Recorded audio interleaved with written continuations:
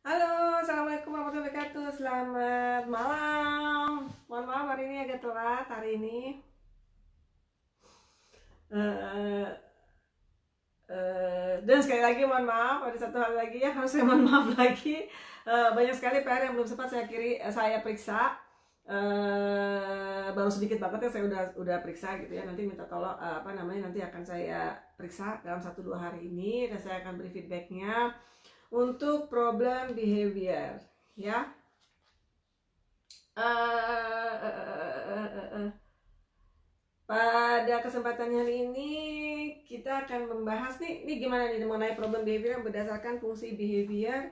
Kira-kira ada masukan apa atau ada pertanyaan apa? Jadi pada intinya kan adalah bahwa sebetulnya dalam problem behavior ya kita perlu pahami aja, kita perlu tahu fungsinya gitu ya. Fungsinya itu apa? Jadi anak yang belum bisa berbicara atau anak yang sudah berbicara tetapi belum bisa berkomunikasi ya, itu berbicara dengan behaviornya. Jadi kalau kita bayangin dulu zaman zaman kalau kebayang lah kita masih kecil gitu ya, kebanyakan tuh kan anak tuh banyak protesnya ya. Anak kecil itu ya sebetulnya paling banyak protes kan, anak yang baru bisa ngomong apa aja diprotes, apa aja ditanya. Sekarang bayangkan kepada anak-anak kita yang ABK, protes nggak bisa, ngomong nggak bisa gitu ya. Terus apalagi biasanya orang dewasa itu sangat cepat merespon terhadap problem behavior ya. Kita orang dewasa coba aja deh, kalau anaknya baik-baik kita jarang sekali memuji karena kita pikir ya itulah seharusnya dilakukan gitu ya. Sementara kalau anak ini ada problem behavior tuh kita cepet banget. Kalau anaknya misalnya mukul, kita cepat banget langsung gitu ya. Kita cepat banget jangan, kita cepat banget yang nanti sakit, nanti ini begitu begitu dan sebagainya. Sementara jangan lupa anak-anak kita adalah anak-anak yang secara sosial juga. Yang pertama bahasanya belum tentu ngerti, yang kedua kadang-kadang konsep sosial buat mereka juga berat gitu ya, nggak ngerti lah gitu konsepnya. Jadi akhirnya yang terjadi adalah ya sekedar marah tapi malah memperparah ke problem behavior ini gitu ya. Jadi kalau setiap ada problem behavior, perhatikan fungsinya. Itulah yang harus selalu kita sadari gitu ya. Nah, itu selain problem behavior yang kita harus pahami fungsi behavior, terus kita juga harus tahu teori behavior yang ABC ya, yang saya bilang bahwa ABC, ada behavior, ada antecedent, ada kejadian sebelumnya, ada kejadian sesudahnya, di tengah ada behavior tuh ya. Nah, apalagi itu kita harus tahu gitu, apa yang menyebabkan behavior itu terjadi lagi ya. Kalau kejadiannya menyenangkan buat anak, behavior tercapai fungsinya, behavior itu bisa terulang lagi. Apa yang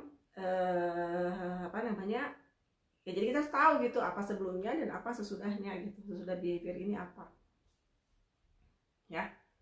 Oh ya, ada sedikit banyak pertanyaan dari beberapa yang sudah sedikit PR yang saya koreksi ya. Jadi mohon maaf ini belum semuanya ya memang ya, karena niat saya sebetulnya kemarin malam sama pagi ini saya selesaikan. Ternyata ada sesuatu yang harus saya selesaiin, jadi belum selesai gitu ya PR semua. Itu tuh ya kalau yang dari saya lihat terutama menanyakan adalah form yang terakhir ya, yang skala. Jadi sebetulnya gini, kalau kita yang namanya punya problem behavior, kalau saya nih ya bicara profesional gitu ya, behavior analis, saya profesional, kemudian ada punya klien yang memiliki problem behavior, apalagi kalau kliennya benar-benar kita bisa ketemu gitu ya. Kalau sekarang kan agak susah, tapi itu tuh yang kami lakukan, yang namanya disebutnya functional behavior assessment. Jadi behavior assessment, functional behavior assessment, kita cari fungsinya gitu dari behavior assessment ini fungsinya apa gitu, dari behavior anak ini fungsinya apa. Itu yang pertama kami lakukan adalah yang pertama ya interview orang tuanya gitu. Jadi kayak yang seperti form yang saya kirim, di situ kan ada data-data anak, terus kemudian juga ada pertanyaan, jangan-jangan karena kesehatan ya.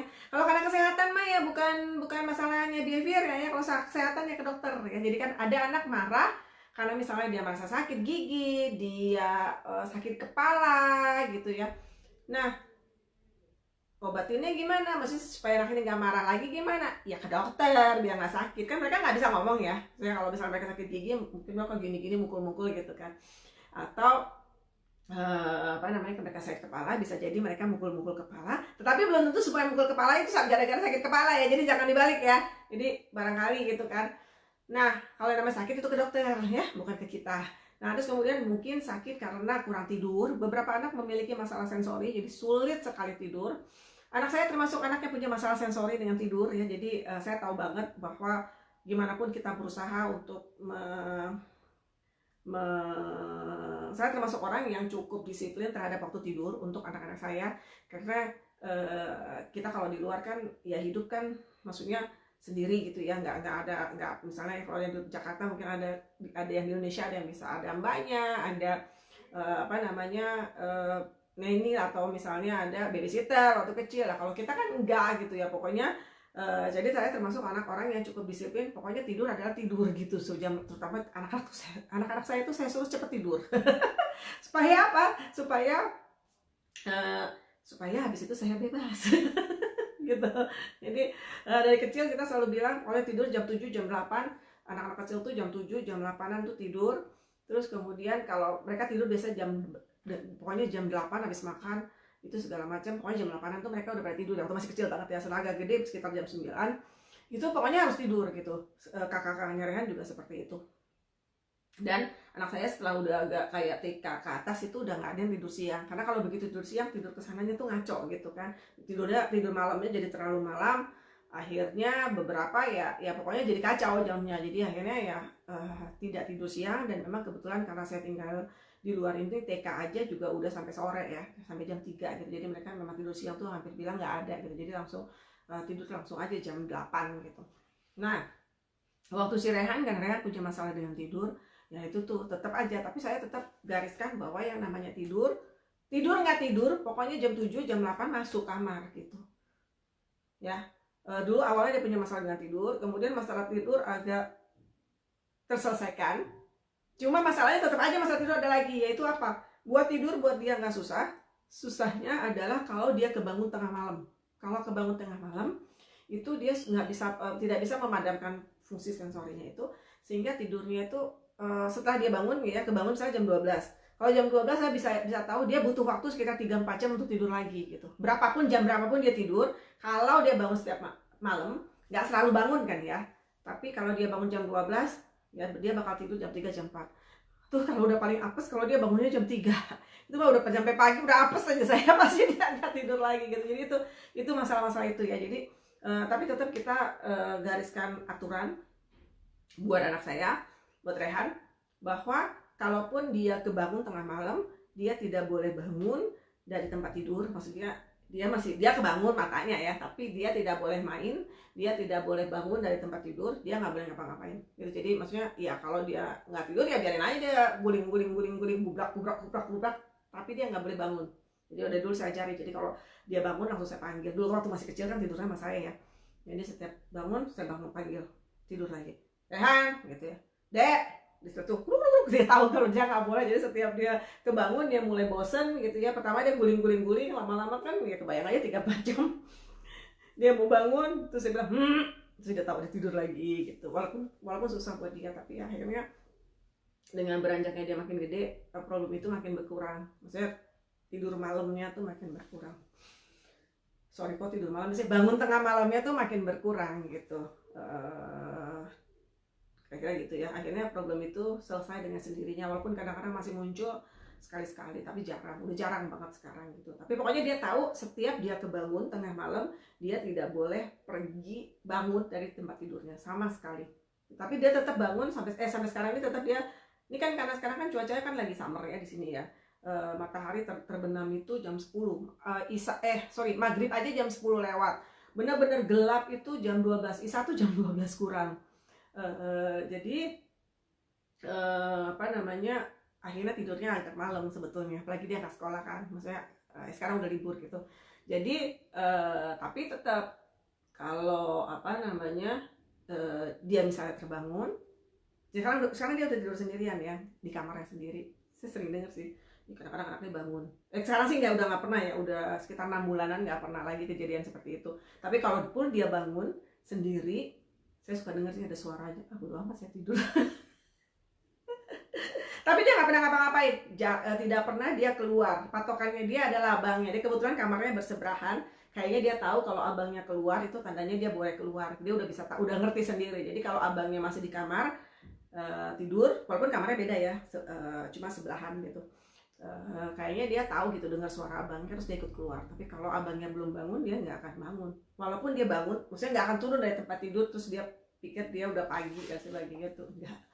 Itu makanya beberapa kebiasaan itu sepertinya kayaknya harus dilakukan dari kecil nih, terutama orang tua yang anak-anaknya masih kecil ya, kira-kira gitu. Terus kemudian sekarang penting lah bagi kita untuk memahami selain problem behavior yang karena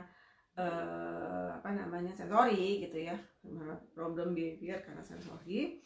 Kemarin yang kayaknya agak yang saya lupa mention itu adalah yang saya lupa adalah problem behavior yang kadang-kadang ada di dalam terapi. Ya ini saya belum sempat jelasin, kayaknya banyaknya ini yang pada bulat-bulat ini maksudnya apa gitu ya. Problem behavior itu timbul pada saat terapi, itu banyak sebabnya. Dan yang pertama harus diingat sama kita adalah tidak pernah ada anak yang ibaratnya apa ya, kita tuh jangan negatif dulu sama anak gitu. Jadi anaknya malas belajar gitu, enggak gitu. Jadi anak-anak ini bukanlah anak yang malas belajar, tetapi kadang-kadang mungkin belajar itu tidak menyenangkan buat mereka. Belajar itu mungkin terlalu sulit buat mereka, cuma mereka nggak bisa protes ya. Kalau anak-anak lain mereka bisa protes, mama udah aku capek, mama nggak mau aku lagi ngantuk, aku ini aku itu gitu kan. Nah hal-hal yang itulah yang harus kita lihat gitu ya. Nah jadi kalau kita pengennya tuh anak patuh ya, ada problem behavior misalnya dia kebanyakan stimming atau kebanyakan menghindar ya, kita pengen dia tuh patuh nih, si dokter Corbun bilang kan, kita pengen dia patuh. Terus kemudian ternyata anak kan kebanyakan escape, menghindar atau kebanyakan stimming, itu pasti ada sebabnya ya. Sebabnya adalah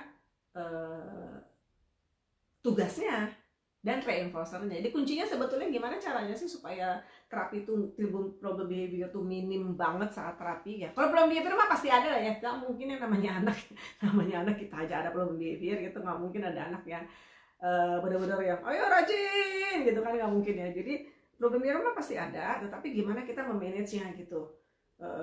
Anak nggak kebanyakan menghindar, anak nggak kebanyakan stimming. Kalau anak udah kebanyakan stimming sama kebanyakan menghindar, itu udah pasti salah. Ada yang salah dengan terapinya.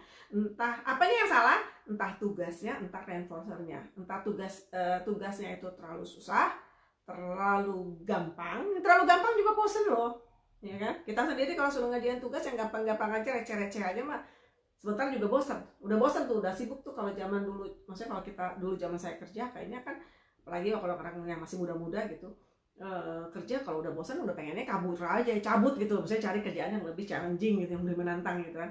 Nah semakin kalau terlalu susah juga males nih kalau kita punya bos zaman dulu gitu, dikasih target misalnya, biasa kan bikin planning gitu, kasih target, kita aja mikirnya udah nggak mungkin deh ya, nggak mungkin deh nih anak maksudnya nggak mungkin, target itu kita udah mikir nggak mungkin nih kita tercapai lah. Misalnya penjualan, zaman covid sekarang penjualannya nggak mungkin kali, nggak mungkin tercapai. Akhirnya kita tahu itu nggak akan mungkin, terus kita jadinya males ya kan, bener kan? Jadi kan itulah yang anak pikir ini tuh susah banget, udah tahu susah, udah gitu kemudian kita mungkin nggak menarik ya, susah banget nggak menarik, ya udah akhirnya mendingan aku menghindar gitu. Pasti banyak, ada anak saya juga termasuk salah satunya. Kapan nggak mau nyontok anaknya sendiri ya. Anak saya tuh punya problem dengan artikulasi gitu. Ini sih emang dari awal artikulasinya juga belum terlalu bagus gitu. Tambah parah lagi, kita kan bahasa Inggris bukanlah bahasa ibu kita ya. Jadi kadang-kadang kita kalau mengoreksi suara di artikulasi mungkin kadang-kadang kurang pas juga gitu kan. Bunyi-bunyi yang ABC-nya itu kayak orang bule gitu kan, ya enggak juga ya, bahasa Inggris saya juga bahasa Inggris ya, maksudnya pronunciation-nya yang enggak benar-benar fasih kayak orang bule gitu kan. Nah jadi saya mendengar orang berbicara pun enggak terlalu seperti kayak orang native ya. Ini Rehan kurang ini gitu kan, jadi kadang-kadang membingungkan mungkin buat dia. Nah Kalau udah TW, belajar TW, jadi kebetulan saya tuh dulu TW-nya pas masih di Dubai, itu TW-nya tuh teman saya ya, maksudnya sama-sama sama-sama di center. Cuma dia datang ke rumah. Terus udah gitu, itulah kan saya udah menugaskan sama TW-nya. Kalau yang untuk bahasa pakai VB, kalau yang artikulasi pakailah ininya dia gitu, maksudnya ya TW lah ya, TW gimana cara berbunyi. Nah, saya kan paling nggak suka ya, orang susah buat dia gitu. Walaupun teman saya ini kan kerja di terapi ABA ya, tempat terapi ABA, tentu dia sangat tahu banget gimana cara ABA. Tapi kan buat anak saya itu hal yang susah. Jadi yang ada itu perlu behaviornya ngapain? Pipis terus. Baru pelajaran TW itu kan cuma 1 jam. Baru 1 jam, baru 5 menit, 10 menit, pipis lagi. Pokoknya sejam itu bisa berapa kali pipis. Lama-lama teman saya mikir, ini bohong banget nih gitu kan. Terus saya bilang, ya iyalah, aku bilang ya jelas aja, dia cerita sambil ketawa-ketawa sih. Saya bilang ya iyalah, aku bilang nggak mungkin juga dia mau pipis karena kan ya saya juga nggak mau rugi ya, sebelum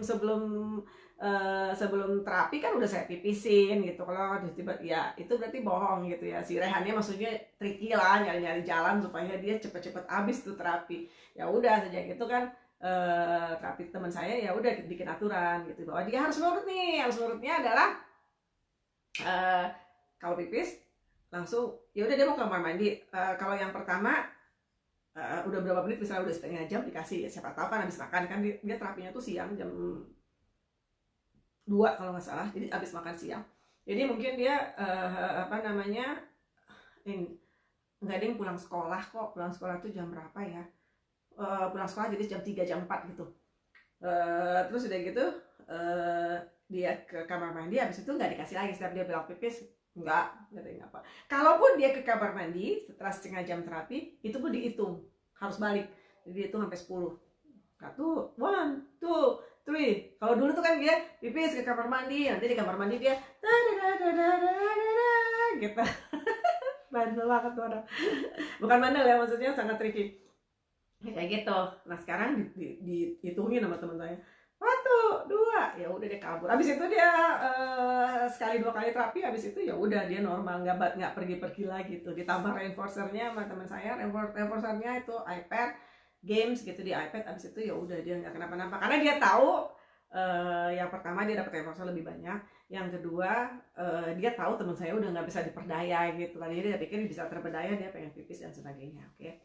Kemudian balik lagi kepada penjelasan pertama. Jadi yang pertama tadi kan form ya, hasil interview. Yang pertama ada masalah kesehatan, yang kedua juga ada misalnya masalah kurang tidur, seperti saya tadi bilang. Nah kemudian kalau yang hubungannya dengan behavior, dengan lingkungan, jatuhnya ke behavior ya. Jadi kayak itu yang fungsinya tuh apa gitu.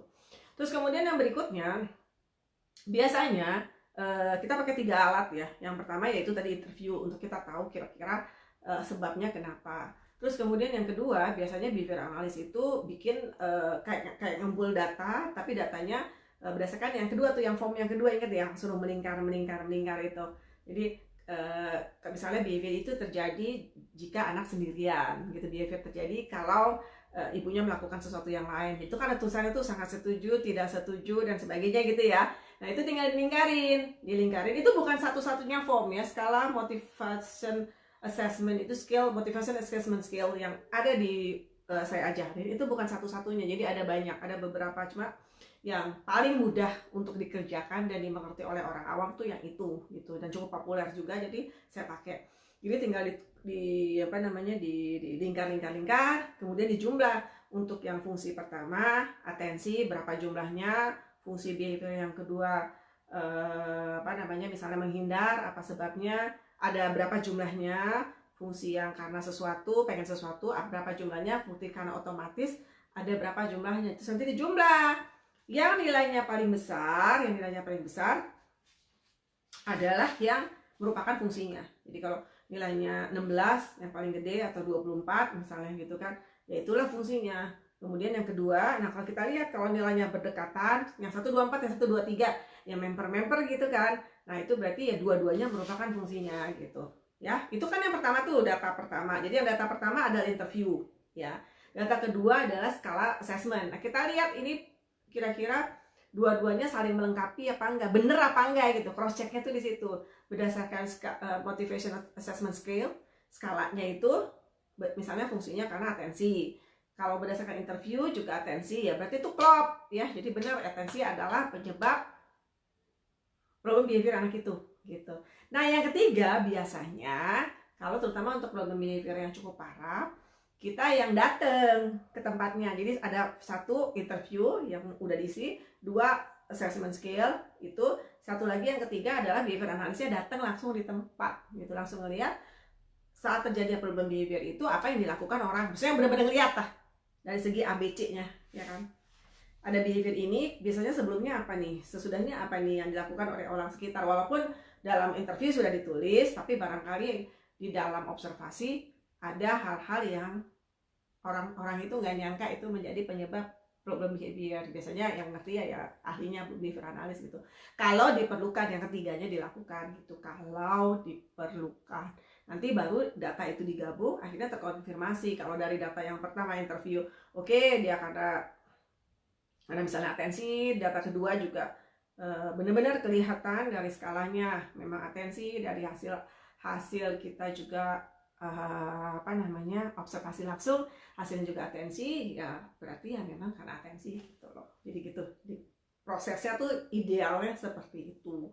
Tapi kan ya kalau bapak ibu di rumah ya kita adakan aja survei kecil-kecilan gitu ya, kira-kira dia sebabnya apa. Saya rasa sih cukup dengan full 2 form itu cukup gitu, membantu memahami sebabnya kenapa. Dan sekali lagi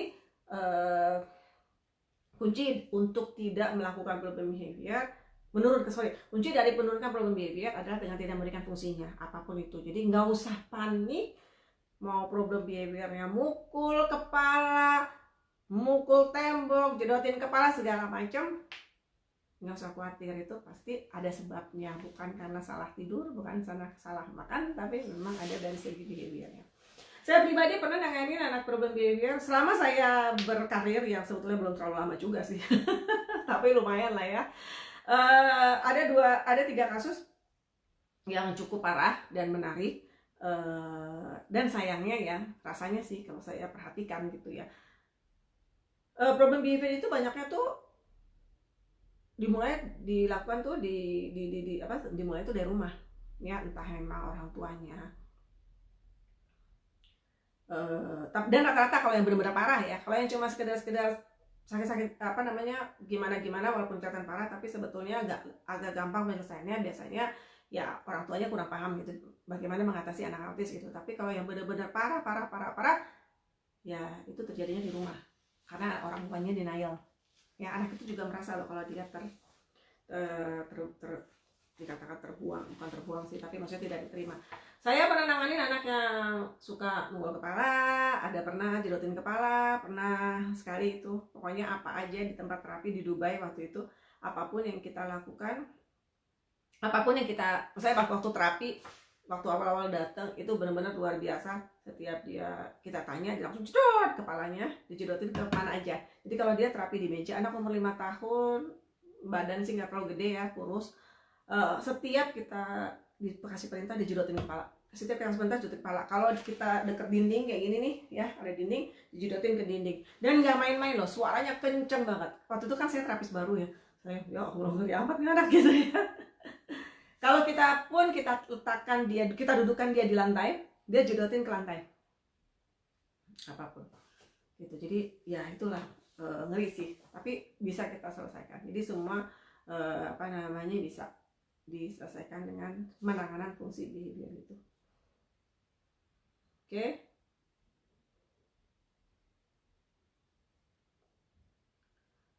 Di buku disebutkan semua prosedur punishment harus mengikut sertakan juga prosedur enforcement sebagai behavior alternatif pengganti problem behavior. Jadi gini ya Bu ya, sekarang punishment tidak selalu, mungkin kalau Ibu dengar juga katanya Bu Sari, kalau Ibu dengar tentang penanganan problem behavior yang dibicarakan oleh Ibu Sari di yang klinik anakku kemarin, itu memang kan kita namanya ilmu behavior kan berkembang terus ya Bu ya. Terus kita lihat bahwa yang namanya punishment itu, apapun bentuk punishment, sekecil bentuk punishment, sekecil apapun, itu biasanya malah bukan dia menyelesaikan masalah, malah membuat anak semakin ibaratnya nggak takut gitu. Jadi ini kita bicarakan anak ABK ya, yang konsep sosial juga kadang-kadang tidak terlalu paham ya. Jadi kalau kita misalnya punishment yang maksud kita adalah baik, anaknya kapok dan sebagainya, anaknya enggak, malah terjadinya emosi yang berlebihan terhadap anak, karena anak biasanya nggak suka namanya dihukum kadang-kadang. Terus kemudian orang lain juga bisa contoh. Terus ini kan konsepnya dalam konsep belajar ya Bu ya, bukan dalam konsep yang hari-hari ada sesuatu dia dihukum gitu ya, dalam konsep belajar. Jadinya anaknya jadi menghindari belajar karena nggak mau dipanis, karena nggak suka gitu dengan apa namanya punishment, dan kadang-kadang ya itu malah menjadi kayak apa ya namanya balik lagi gitu, balik lagi ke kitanya, anak lain nerimanya salah gitu. Jadi memang kalau dalam kode etik saya, behavior analysis itu jelas banget disebutkan di kode etik bahwa kita mengutamakan positive reinforcement. Kita maksudnya kita mengutamakan reinforcement. Jadi apapun reinforcement ya. Jadi kita pengen belajar itu berjalan, anak senang ya, kuncinya itu ya, anaknya senang. Jadi kita kasih reinforcement. Jika reinforcement tidak berhasil, kita udah coba melakukan mengajarkan alternatif behavior supaya problem behavior itu bisa turun gitu ya, tetapi tidak berhasil, barulah kita melaksanakan punishment. Contoh, dan itu udah jelas-jelas disebutkan di kode etik kita, itu disebut itu. Dan karena ya kita pengennya meningkatkan bahwa belajar itu menyenangkan loh. Kita nggak, namanya anak belajar, kalau dia salah, kalau dia apa, itu ya wajar gitu. Kita tidak perlu hukum. Jadi contohnya ya kayak time out ya. Time out di setrap itu kan sesuatu hal yang kalau anak normal bekerja, anak yang kayak kita yang nggak paham ya, anak-anak kita, dia nggak bekerja gitu. Jadi kalaupun dia dipunish pun ada punishment, anaknya juga nggak paham gitu maksudnya apa, anaknya malah seneng gitu kan.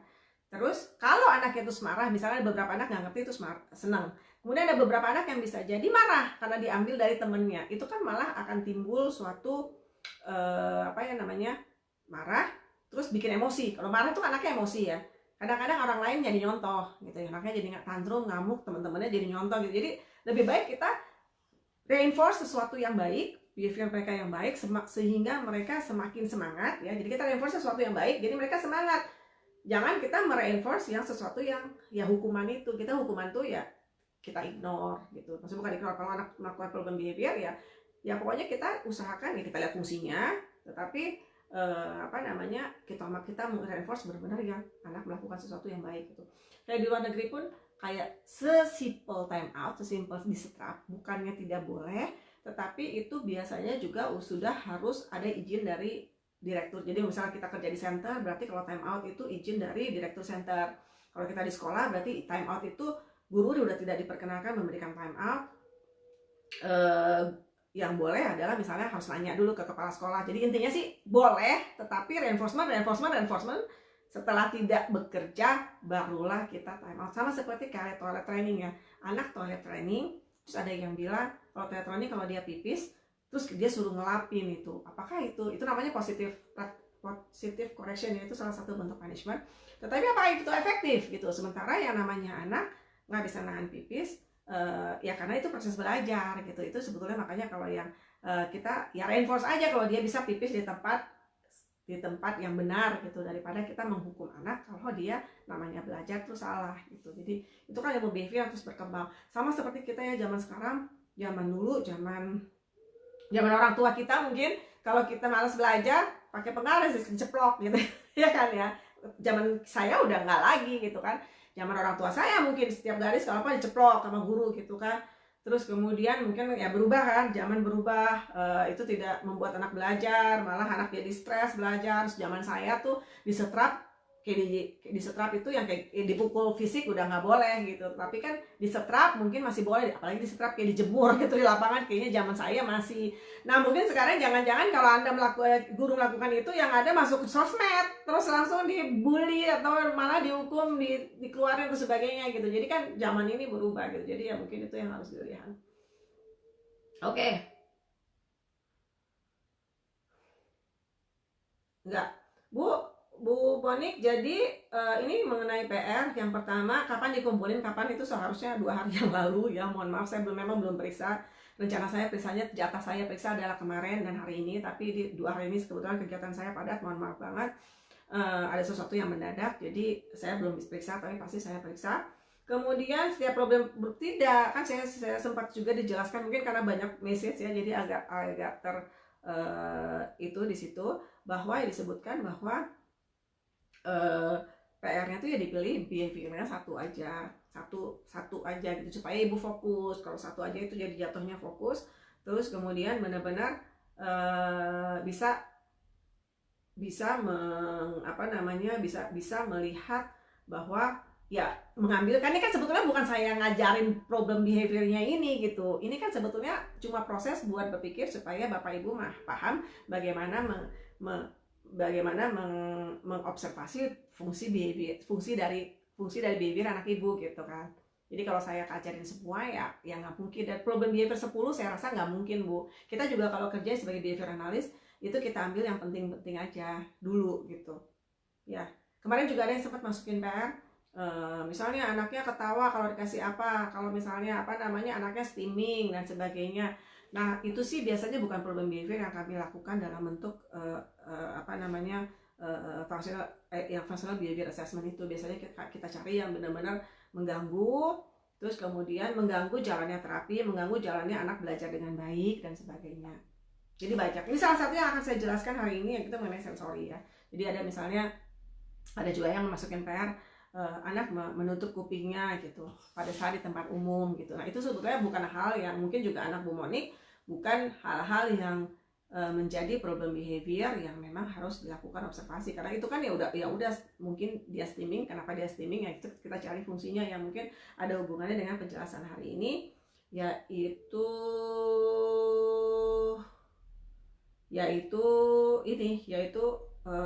sensori. Jadi pengetahuan kita mengenai sensori juga membantu memahami mengapa anak kita melakukan problem behavior ya.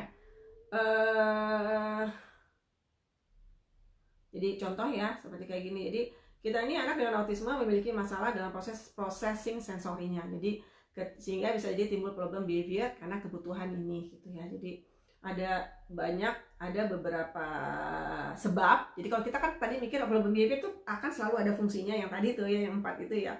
Terus ada nggak problem behavior lain yang mungkin terjadi dengan hal-hal dari sebab lain gitu ya. Nah ini salah satunya dengan masalah sensori. Sebetulnya masalah ini tuh masalah terapis OT ya. Jadi bukan sebetulnya ini bukan ilmu dari kami, tapi ini masalah dari terapis OT atau terapis sensorinya SI gitu ya. Pemahaman kita terhadap masalah sensori di anak dengan autisme ini sangat mempengaruhi pemahaman kita juga terhadap anak autis. Jadi kalau kita tahu masalah sensorinya ini juga ya kita gampang juga menanganinya gitu. Makanya saya bantu jelaskan. Tetapi terus terang saya kan background saya bukan SI atau OT, jadi saya tidak memiliki background ini. Tapi saya memang sudah pernah ikut kursus yang tentang sensori ini ya. Jadi jangan ditanya tentang masalah OT saya nggak tahu gitu. Jadi silakan. Tapi ini yakin bisa membantu memahami. Jadi gini, menurut sensory workbooknya yang dari Wendy Bartonoli ini ya, itu jadi sebetulnya gini, kita sebagai kita ini orang diumpamakan kita ini memiliki sebuah gelas gitu ya. Jadi gini, anak autisme memiliki masalah sensori, tapi tidak semua anak yang memiliki masalah sensori ada autisme. Jadi jangan dibalik ya. Ada anak yang namanya sensory processing disorder, itu ada, diagnosa itu ada. Tetapi banyak sekali, hampir kayaknya mayoritas semua anak autisme memiliki masalah sensori. Ya, sekarang coba diperhatikan di anak Bapak dan Ibu masalah sensorinya apa. Jadi ceritanya gini, kita tuh kalau orang normal punya gelas, andaikan nih kita punya satu gelas yang berisi sensori gitu. Sebagai orang-orang normal, kita nih normal ya, gelas dan sensori yang masuk itu pas ya. Jadi ini kita punya gelas misalnya segede ini, sensori yang kita butuhkan itu juga pas. Jadi kita itu tidak memiliki masalah sensori, kita bisa fokus terhadap apa yang terjadi di dunia gitu tanpa merasa terganggu. Ya karena pas nih. gelasnya pas, sensori yang kita perlukan pas. Jadi ya udah sama seperti kayak gini ya. Saya yakin ini bapak ibu mungkin di sebelah kanan kiri itu ada suara-suara yang mengganggu gitu ya. Ada yang lagi sibuk ngapain, ada yang nonton TV, anak yang lain lagi wah teriak-teriak, ada yang lagi makan dan sebagainya. Tetapi sebagai orang normal kita itu bisa memilah-milah sensori mana yang perlu kita dengarkan sebagai sebagai sesuatu yang utama, kemudian yang lainnya kita gunakan background. Kita pikirkan itu sebagai background gitu ya. Jadi oke, suara gopong saya kayak yang utamanya, oke saya harus fokus dengan pelajaran ini, sementara yang lain itu kita dengar sebagai background gitu ya. Sayangnya anak-anak kita tuh nggak gitu. Sayangnya anak-anak kita itu kadang-kadang menerima semua sensori yang masuk dari lingkungan itu pada saat yang bersamaan, sama. Jadi nggak ada background sebagian, masalahnya tergantung yang mana ya. Nggak ada background, nggak ada fokus, nggak ada apa, pokoknya semuanya jatuhnya sama. Kalau kita kan kedengeran nih, oh yang lebih oke ini sebelah sana-sana tuh background. Kalau mereka nggak, kedengerannya tuh sama. Makanya kenapa anak-anak ini suka rewel, suka tantrum, suka apa tuh, karena mereka tuh bingung gitu. Padahal yang harus saya dengerin ya semua tuh kedengeran sama gitu. Nah, untuk masing-masing panca indera, jadi panca indera itu kan ada 5, yang namanya juga panca. Tambah lagi 2 yang disebut proprioseptif dan vestibular. Jadi untuk fungsi sensori itu ada 5, mata, telinga, kulit, mulut, hidung, dan yang disebut proprioseptif itu informasi sensori yang berasal dari pergerakan otot dan sendi ya. Jadi itu adalah semua kegiatan yang melibatkan pergerakan otot dan sendi, bungkuk, narik, kompresi. Jadi semua ya berhubungan dengan otot dan sendi itu di bawah proprioseptif. Kemudian yang namanya vestibular adalah informasi yang berhubungan dengan gravity gerakan kepala, keseimbangan. Jadi misalnya gerakan kepala, naik sepeda, ayunan, meloncat dan sebagainya. Jadi ada 5 panca indera ditambah proprioseptif dan vestibular. Jadi ada itu ya. Jadi ada fungsi sensori itu ya 7 untuk manusia bekerja secara sempurna lah gitu ibaratnya dari fungsi sensorinya. Nah, masing-masing panca indera itu punya yang namanya gelas ya, saya tadi bilang itu. Gelasnya misalnya kegedean. Kalau gelasnya kegedean, gelasnya tuh gede, sensori yang masuk tuh sedikit ya, yang bisa ditangkap anak gelasnya kegedean. Jadi anaknya tuh nyari. Kenapa? Dia tuh harus penuh dulu ini gelas, baru dia tenang. Ibaratnya gitu gampangnya.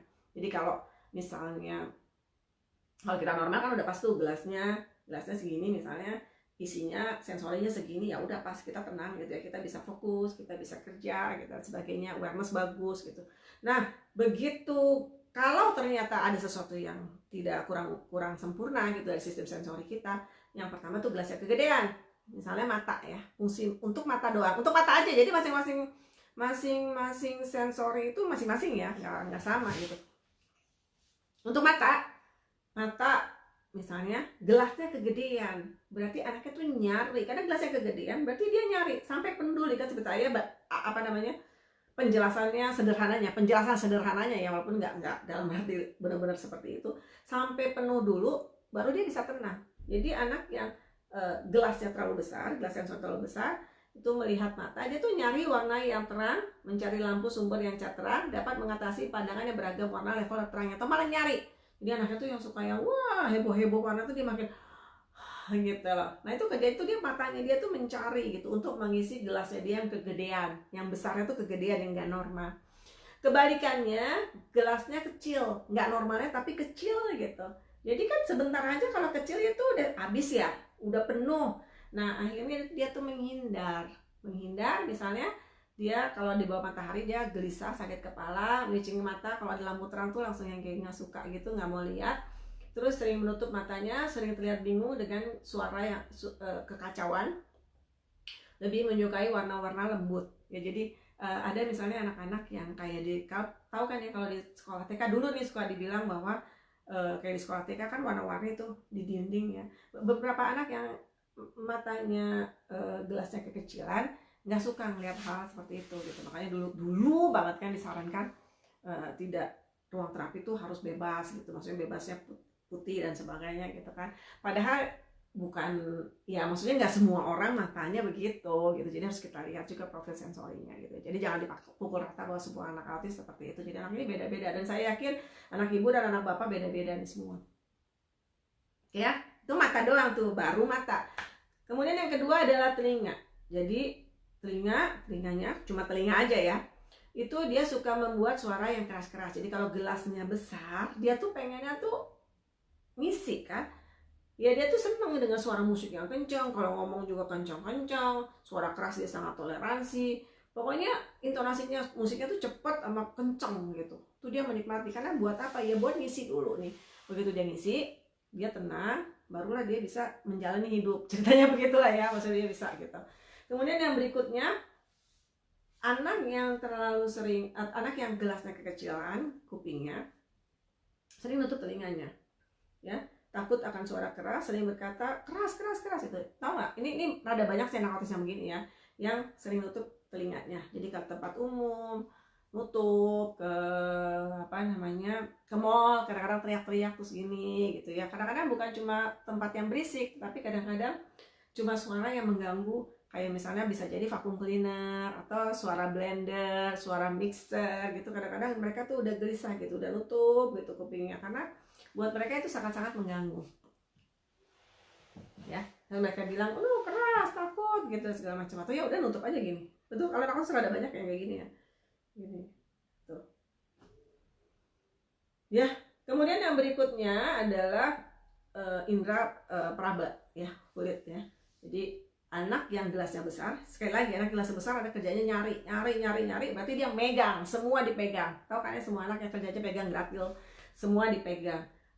Kita lihat materi digini-gini, dihancur-hancurin, dikasih plastik pun dihancur-hancurin. Musik yang tonasinya cepat, kok musik, jadi tekstur barang dia pegang-pegang semua, dia pegang-pegang teksturnya, ini semua dipegang. Terus segala jenis materi baju kan juga macam-macam ya, ada yang halus, ada yang cotton, ada yang wool, ada yang apa tuh, dia senang aja, pokoknya senang lah megang-megang gitu. Kemudian toleransi dengan rasa sakit, jadi otomatis karena dia perabanya nggak terlalu sensitif ya, dia kadang-kadang nggak tahu kalau kena itu sakit tuh, dia nggak tahu. Banyak anak-anak yang kayak gitu ya. Jadi kadang-kadang karena dia nggak tahu dia sakit, dia jalannya gubrak aja gitu, orang lainnya udah blok gitu, dianya yang kayak nggak ngerasa apa-apa gitu. Salah satu contohnya. Kemudian yang sebaliknya dan juga banyak adalah misalnya dia sangat memilih terhadap material baju. Jadi baju tuh kayak gatel. Kadang-kadang ada yang anak yang nggak mau pakai baju, makanya maksudnya baju ini nggak mau gitu, atau ada yang tagnya nggak mau gitu. Jadi merek, misalkan suka ada tuh merek di belakang, dia tuh kayaknya gelisah banget kalau ada itu dan sebagainya.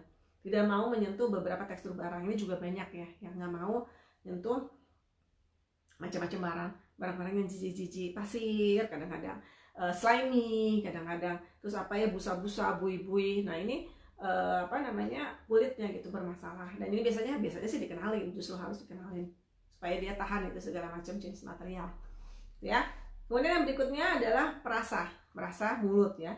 Jadi anak yang mencari itu dia suka makanan pedas, asin, pahit, pokoknya semua hajar embat gitu ya. Ya ada fungsi, mungkin dia suka makan, jangan-jangan ada fungsi masalah di mulutnya. Kalau yang anak gelasnya kecil, berarti dia menghindar ya. Menghindar berarti dia lebih menyukai makanan yang hambar, memilih makanan yang terbatas, memilih terhadap suhu makanan. Jadi kira-kira seperti itu.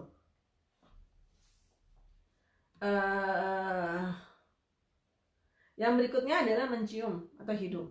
Mencium semua benda ya. Jadi semua benda dicium dulu. Apa tuh dicium, dia pengen nyari apa dicium, dia pegang benda apa cium. Yang berikutnya, yang satunya dia pokoknya nggak mau, nggak mau dikasih apa tuh langsung nolak gitu. Yang berikutnya adalah proprioceptif, informasi berasal dari pergerakan otot dan sendi, jadi semua yang berhubungan dengan gerakan. Anaknya suka, kalau dia nyari, dia suka bermain yang kasar-kasar dan jatuh-jatuhan. Jadi kuprak, dia senang kasar gitu ya. Jadi kayak yang bergeraknya tuh yang heboh gitu, dia senang. Suka memberikan permintaan pelukan yang keras. Jadi kalau dia tuh pengen tuh dipeluk tuh yang sampai gini banget tuh, sampai ditekan banget.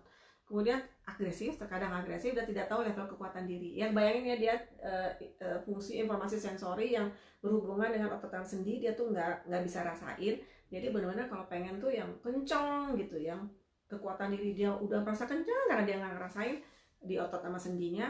Orang lain udah bilang sakit gitu, dianya yang udah gitu, kalau meluk orang tuh yang gitu, atau dia pengen dipeluk yang kayak gitu.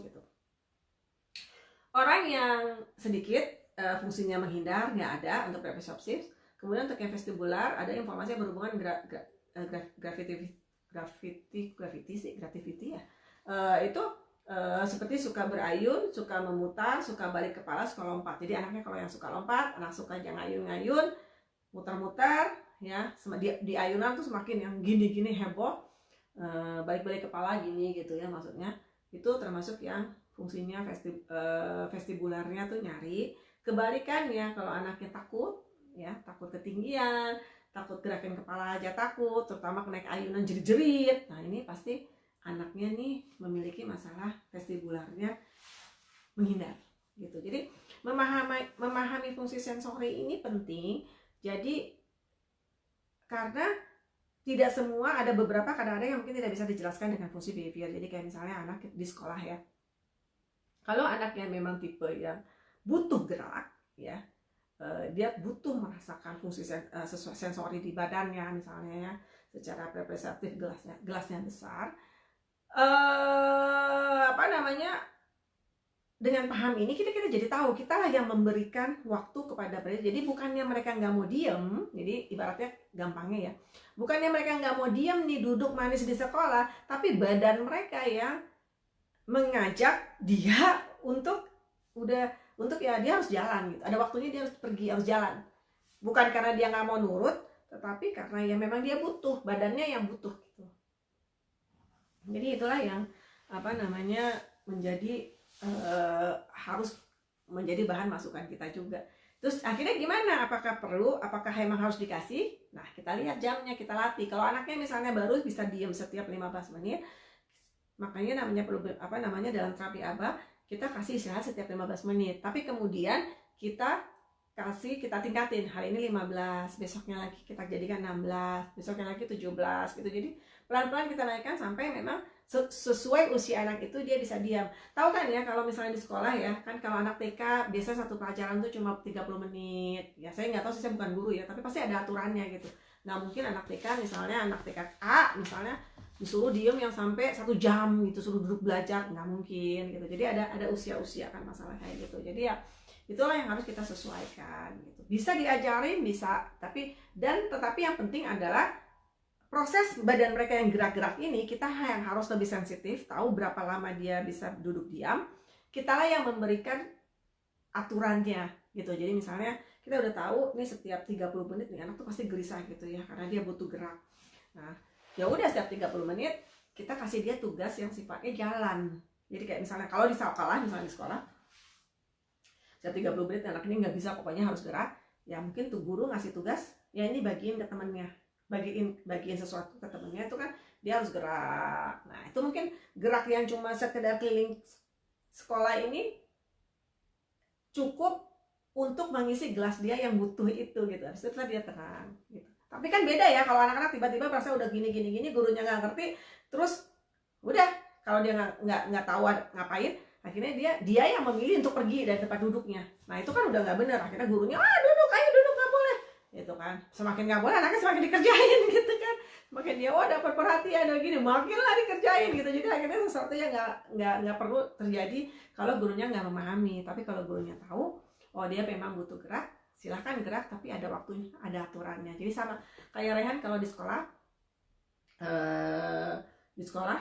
itu dia ada waktunya. Jadi dia, dan kadang-kadang dia udah pada tahap yang dia boleh minta. Jadi kalau misalnya dia merasa capek, dia bilang saya mau pergi keluar gitu. Ya keluar pun juga dia cuma jalan-jalan aja keliling sekolah, keliling koridor gitu 5 menit, habis itu dia harus balik lagi gitu. Atau dia pergi, waktu yang di sekolah yang lama ada sensory room ya. Sekolah yang lama kan sekolah inklusi yang di Dubai, itu ada sensory room kecil, dan kebetulan itu dekat banget sama kelasnya dia, persis di depan kelasnya. Jadi dia diberi waktu sama gurunya untuk membantu sinkronisasi sensorinya dia di ruangan itu. Jadi ruangan itu ada kayak mandi bola, ada tempat mainan yang bikin dia cooling down gitu, boleh ke situ 5 menit aja gitu boleh. Jadi kalau di sekarang, di tempatnya sekarang kan nggak ada, paling dia boleh jalan-jalan. Dia udah bisa minta, saya mau keluar gitu, I want to go out 5 menit, jalan dia 5 menit. Karena itu kan bayangin anak-anak yang apa namanya, punya masalah sensori, misalnya kayak gitu ya, kupingnya dengar segala macam dan tidak bisa menyortir kayak kita gitu ya. Bayangin di kelas ya, jangankan jangankan dia gitu selama anak kecil, kita aja coba ibu bapak ibu masuk di kelas TK atau SD yang masih kelas 1 kelas 2, itu kan kepala pening ya, semua orang ngomong dan gitu rame gitu ya. Nah mungkin untuk anak-anak seperti Rehan itu kan apa ya, capek, fungsi sensorinya itu jadi capek gitu loh, jadi dia butuh istirahat lah, bisa dibilang istirahat. Nah itulah yang harus kita berikan, karena kita memahami fungsi sensori mereka memang membutuhkan itu. Jadi kurang lebih gitu. Oke. Okay. Kalau yang disebut sensori gelas besar-kecil ini barangkali disebut hiper dan hipo. Nggak selalu, Bu. Kalau hiper sama hipo itu lebih dalam satu keseluruhan. Kalau ini benar-benar masing-masing. Jadi mungkin kalau matanya, maksudnya fungsi penglihatannya dia bisa yang lebih besar. Ini sih sebetulnya istilah untuk menggampangkan cerita aja ya, bukan berarti di sensori integrasi itu ada yang belas kecil, tapi ini kayak untuk si Wendy ini kayaknya bikin perumpamaan yang menurut dia gampang untuk dicerna orang awam gitu. Ya, jadi kurang lebih gitu ya. Terus kemudian kalau hiper sama hipo itu tampilan anak secara keseluruhan, Bu. Dan anak yang hiper dan hipo ini kadang-kadang menurut pengalaman saya ya, anak-anak yang hiper ini butuh waktu untuk butuh gerakan gitu supaya dia bisa fokus, dia bisa on, seperti saya bilang tadi ya. Lebih baik kalau anaknya udah lagi terapi, anaknya baru udah kelihatan setiap 15 menit tuh dia udah begini-begini, itu tandanya badannya butuh gerak.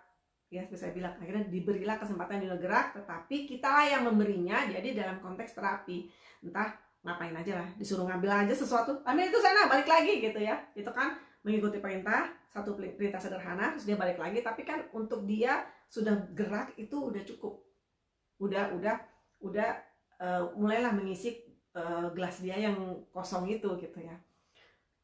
Terus kalau anak yang hipo, selain lagi, anak yang hipo adalah anak yang udah diem, anteng. Anak saya termasuk salah satu anak yang hipo. Kalau anak-anak ibu tergantung anak yang itu, coba lihat deh. Kalau dengan latihan fisik, ya biasanya mereka lebih on. Kalau saya istilahnya mereka tuh on. On tuh apa? Kelihatan matanya bersinar. Semakin dia fisik, ya latihan fisik, semakin matanya bersinar. Kalau dia udah suruh duduk kelamaan, itu jatuhnya ya udah. Nah, gurunya ngomong apa, terapi apa dia gini aja gitu ya, kayak blank. Jadi mau ibu-ibu bapak-bapak ngasih terapi yang pegang ini, tanya sana tanya sini, ya anaknya cuma gini aja. Ya itu kan anak-anak ibu kayak gitu. Terus gimana bikin anak-anak ini on? Biasanya lebih on kalau banyak latihan fisik. Jadi di antara terapi mungkin ya tergantung anaknya ya. Untuk anak-anak pemula katakanlah setiap 10 menit atau 15 menit itu suruh lakukan sesuatu yang fisik. Jadi misalnya men boleh sambil loncat. Ini pertama kalau anak kecil. Men loncat fisik. Itu kalau anak hipo biasanya makin on. Nanti setelah dia loncat atau ngapain, balik lagi ke meja. Setiap 15 menit terus lagi kegiatan sesuatu yang fisik. Apa aja fisik. Karena fisik itu membuat dia lebih on. Kalau enggak dia kayak blank, matanya tuh blank, hilang. Ya. Menurut pengalaman saya seperti itu. Jadi kayak Rehan dulu pertama-tama belajar ngomong, nah, dia juga hipo ya, dia termasuk yang hipo. Tapi jangan salah ya, bukan hipo tuh anaknya diem aja, enggak juga gitu. Rehan tuh termasuk anak yang suka manjat. Dia jagoan manjat sedunia. Kadang-kadang main akrobat, jadi dia suka manjat ke ujung-ujung sepeda. Dia nggak bisa naik sepeda waktu dia masih kecil, umur 2 tahunan gitu kan, dia nggak bisa naik sepeda. Sepedanya sepeda roda 3 yang ada dipanjat itu sepeda tuh dipanjat beneran. Terus nanti dia berdiri terus dia gini, seneng gitu kayak main akrobat. Awalnya saya pikir dia hiper gitu karena dia banyak manjat. Dia dibanding kakaknya kan kayaknya lebih bisa diatur lah. Kalau dia tuh yang bener-bener manjat, naik meja, naik apa gitu. Tapi dia bukan hiper, dia cenderung hipo. Abis manjat ya udah gitu. Tapi bukan yang gerakan sana gerak sini gerak sana, dia nggak termasuk yang begitu. Jadi ya kita lihat juga kasus per kasus gitu. Dan pengalamannya, dan juga pengalaman saya menghadapi klien, kalau anak yang hipo ini, kalau yang punya, pokoknya setiap 15 menit coba aja. Ini waktunya kan sangat individu ya, nggak bisa saya bilang setiap 15 menit, setiap 10 menit, itu sangat tergantung anaknya. Coba trial and error ya. Setiap 15 menit, 10 menit, coba lakukan sesuatu yang fisik, yang heboh, yang apa, terus itu balik, mereka tuh lebih on. Gitu. Ya. Kemudian yang tadi saya mikir apa ya? Tadi kayaknya saya kepikiran sesuatu jadi lupa yang disampaikan. Jadi kira-kira gitu ya. Jadi harus dilihat secara keseluruhan. Yang berikutnya tadi ada pengalaman Bu Benatalio, pertanyaannya, anak saya timbul problem behavior, kalau suruh terapi timbul problem behavior, terus kemudian dikasih reinforcer pun dia nggak mau. Nah ibu, jadi gini, konsep reinforcer itu sama seperti kita gajian, kita bekerja ya. Namanya gaji itu diiming-iming di depan, ya bukan diiming-imingi, maksudnya aturan itu di set di depan ya. Hari ini kita kayak kerja kan, oke kamu sebulan, kalau kita pertama kali kerja ya, kamu kerjanya ini, sebulan kamu dapat gaji segini, dibayar di akhir bulan gitu kan, kayak gitu lah ya kurang lebihnya ya, atau di awal bulan depan. Konsep gaji kan seperti itu. Terus bahkan reinforcement juga sama seperti anak. Kalau ibu udah anak kita jadi problem behavior, terus ibu bilang ini reinforcernya, itu namanya bukan reinforcer lagi Bu, itu namanya bribery, namanya disuap. Dan hati-hatinya ya Bu ya, hati-hatinya akhirnya anak belajar kalau saya melakukan problem behavior, saya akan dapat reinforcer yang makin gede. Jadi maksud ibu adalah mereinforce terapinya, tetapi yang ditangkap anak adalah yang ditangkapnya. Semakin saya melakukan problem behavior saat terapi, semakin gede reinforcer yang ibu tawarkan. Ya. Jadi maksud ibu baik, kasih reinforcer yang gede, tapi yang anak nangkapnya asik nih. Semakin saya nakal nih, semakin ibu ngasihnya makin banyak nih kuenya gitu. Kalau saya nggak nakal, kalau saya nurut-nurut aja, saya dikasih kuenya tuh cuma sekecil. Tapi kalau saya habis itu saya heboh-heboh sama ibu, ayo ini kuenya makin gede gitu. Jadi maksud ibu fungsinya menurunkan problem behavior, yang ditangkap anak malah akhirnya menaikkan problem behavior dia, makin jadi tuh behavior gitu. Jadi harus hati-hati banget menangani, mencari, mengobservasi apakah fungsi dari behavior ini gitu. Ya, anak-anak ini beda sama kita ya, maksudnya ya gimana kan cara berpikir anak autism agak berbeda gitu. Jadi itu yang harus dipahami. Butuh banget ilmu tentang sensori, di mana pandemi semata saya sudah cari tempat-tempat SI nggak ada ya. Jadi memang masalah sensori ini masalah yang masalah yang bergerak ya, masalah yang bergerak dan butuh bergerak. Kalau ibu coba-coba lihat-lihat di IG-nya Bu Helzia Rozi, mungkin yang pengalaman yang dengan si kembar tuh juga punya masalah dengan sensori. Barangkali ibu banyak sekali bisa terinspirasi gitu. Ternyata banyak sekali kegiatan di rumah yang sebetulnya kita bisa lakukan, tetapi juga melatih fungsi sensori mereka. Jadi kayak anaknya Bu Elzi itu dibikin anaknya suka manjat, ya udah suruh naikin pohon aja sekali, naikin pot bunga, itu kan di website saya ya. Terus anaknya perlu loncat-loncat, ya udah dia bikin aja.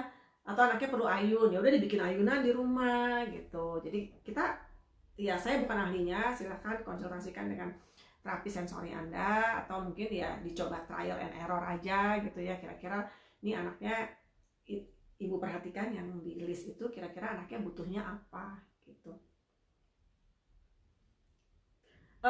Masalah sensori ini apa bisa berubah kalau problem behavior satu selesai muncul lainnya? Apakah ini berlaku untuk sensori? Iya bisa jadi Bu. Anak berkembang, problem behavior bisa juga berubah. Dan kadang-kadang nih ya, maksud saya gini, banyak orang tua yang mungkin kurang memahami problem behavior itu kadang-kadang muncul gini, namanya orang hidup ya, problem behavior itu pasti muncul, betul nggak ya kan, namanya orang hidup gitu. Terus kemudian bukan berarti problem behavior muncul itu adalah awal yang buruk, bukan berarti itu selalu buruk gitu. Yang penting adalah kita tahu gimana menanganinya, karena itu akan menentukan kedepannya seperti apa problem behavior itu. Kalau kita bisa menangani dengan tepat, problem behavior itu pasti turun. Jadi kalau udah punya ilmu ini, Bapak Ibu udah tenang aja. Anak mau ngapain juga kita udah tahu nanggepinnya seperti apa. Ya, ingat fungsi behavior dan ingat fungsi sensori. Contoh nih, anak saya kan saya bilang anaknya hipo ya. Ini anaknya pasrah aja. Jadi kalau di sekolah, ini anak-anak hipo ini kadang-kadang berbahaya. Kalau anak hiper itu udah ketahuan bikin susah. Jadi udah pasti mendapat perhatian dari guru, dari orang sekitar gitu ya. Oh ini anaknya hiper banget gitu ya. Jadi guru tuh kalau di sekolah tuh kelihatan gitu.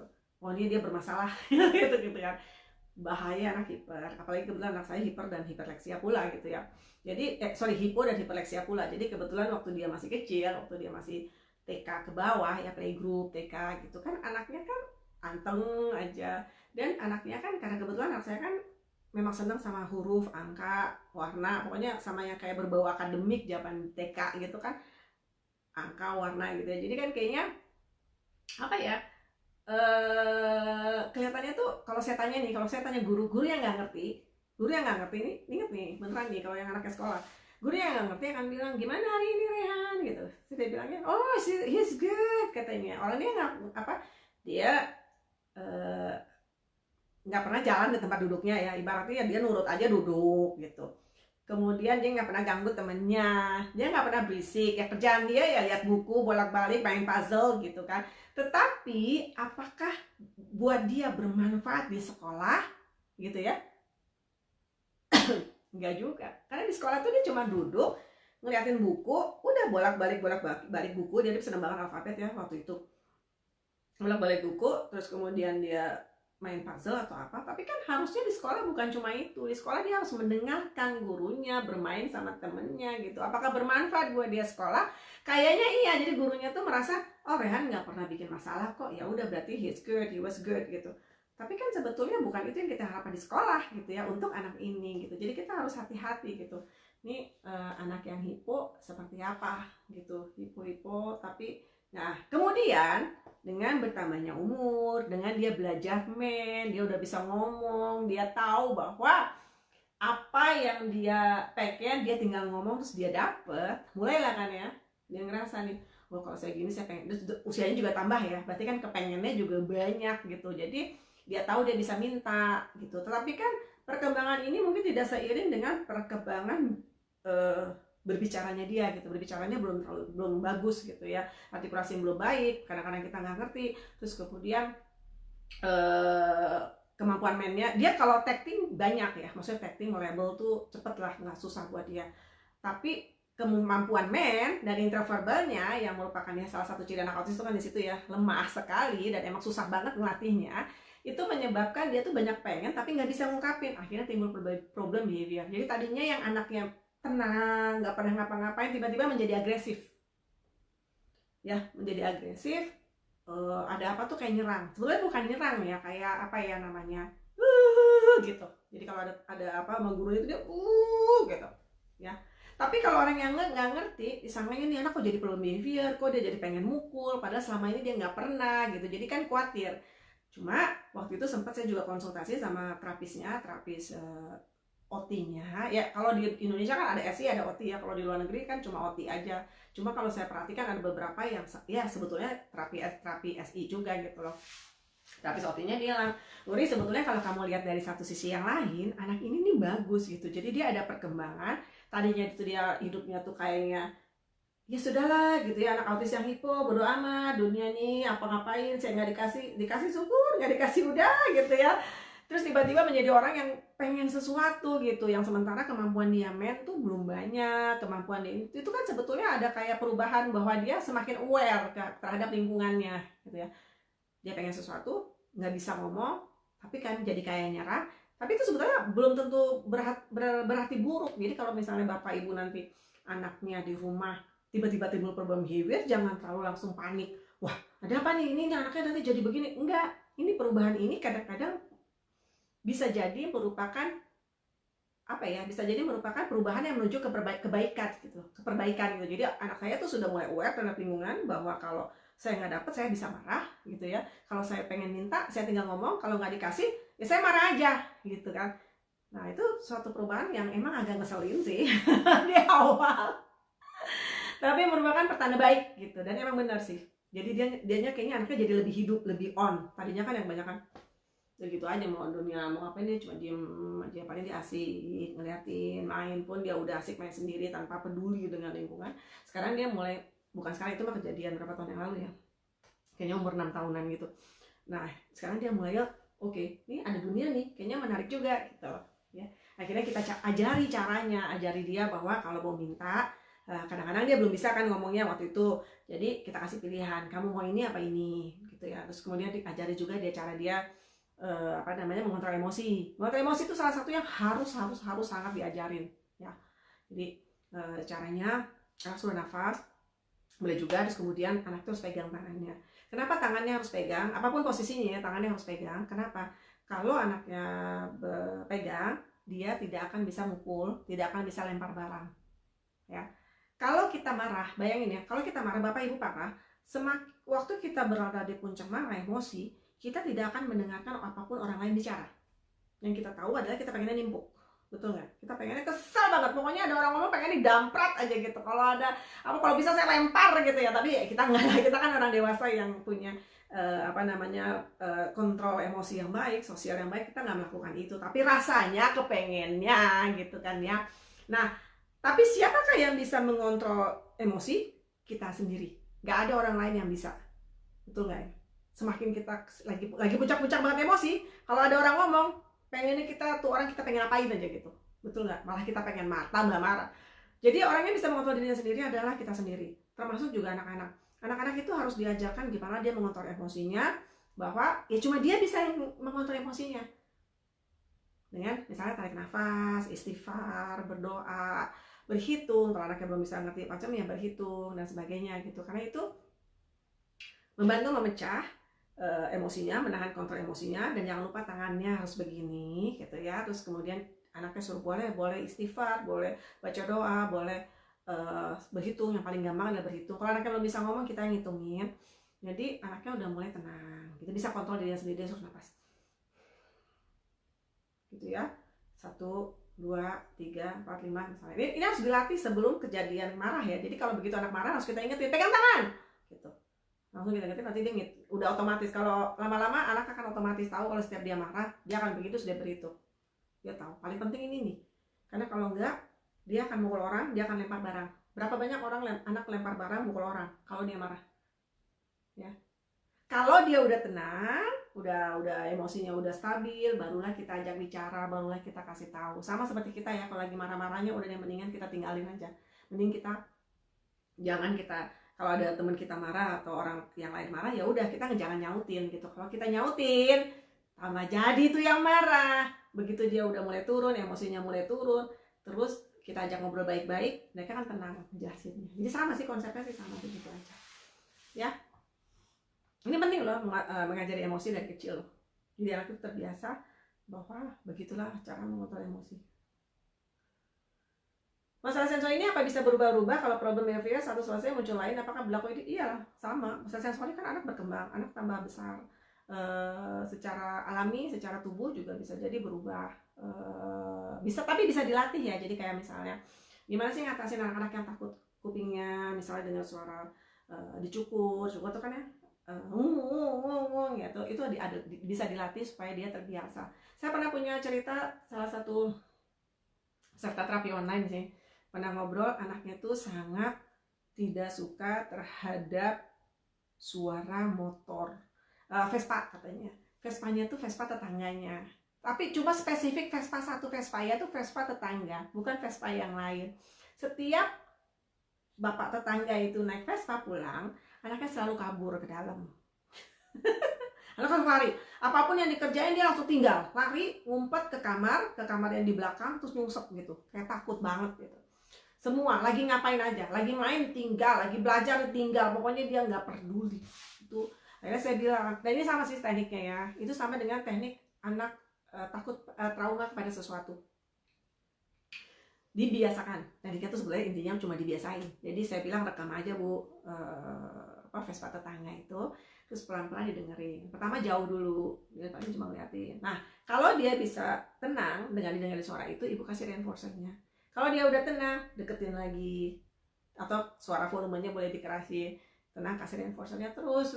Akhirnya anaknya terbiasa dengan suara itu. Dan ternyata cuma berapa hari, nggak nyampe seminggu, anak itu ada Vespa pun tenang aja gitu. Dan lucunya dia malah nanya, itu Vespanya kok belum datang ya?